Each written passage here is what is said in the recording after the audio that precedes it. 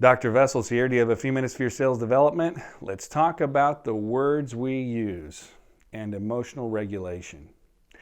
How you use your words describes how you think. What words you use display what you're thinking. Our entire brain is wired for communication, and effective communication is a prime skill. Developing it will help you increase your impact greatly, but doing so requires that we look deeper into how you say what you say. How you say things is an outcome of your own emotional regulation. How you say what you say is very important. How you say things, whether they're good or bad, has the same, if not greater, impact as the actual stuff you're talking about.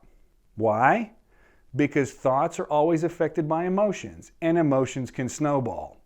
That's great if these are positive emotions, but not so great if things are negative. So, here's what you can do. Grab a pen and paper and jot this down about emotional regulation.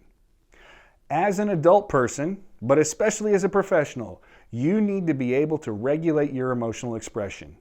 We have content on that skill in the library for you to review after this, but let's go short. So here are the first few steps in that best practice. You can and should try to change your attitude if it's negative. Sometimes you may be struggling with a big issue and the potential for a clinical issue like depression is real. In those cases, you should seek help, and there's no shame in using medical care to get yourself right. But far too often, people get caught in a negative cycle for a non-medical reason. Expressing negativity can feel good. So many of us simply repeat and rehearse negative events for a long time that we become toxic.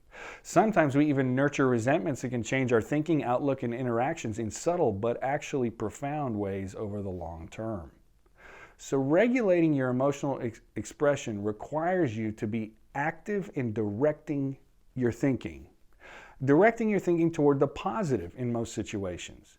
This can be done by pausing, taking deep breaths as a start. But meditation, changing the immediate environment, or exercise can help put a break in running negativity that continues beyond the moment of frustration or anger. Once there's less emotional energy in the issue, you can look at it again with an aim to be more objective, or take the other person's perspective into account without counter-arguing it. If something is bugging you, it's best to look at it and put it down. Carrying it with you in your head all day won't improve anything. Use pauses and breathing to enact the old adage, choose your words wisely. It's imperative to develop a way to center yourself when you're interacting with others too. That will prevent you from uttering something that you will have to undo later. It seems effortful, and it can be, until it becomes a habit. Take a beat to pause when you feel strong emotions. There are other lessons that go deeper into how to do that in very difficult situations, but awareness is a first and big step forward in enabling progress. And here's the trick. Tell yourself not to give in to the pull you feel to correct or express something. Pull back a little bit and be careful. Doing that makes you much more powerful. Maybe even say it out loud to yourself. I need to pause here and take a moment to reflect. That will make me more powerful. Holding back a little bit can make a huge difference. You will be in greater control. You'll be more impactful as a result.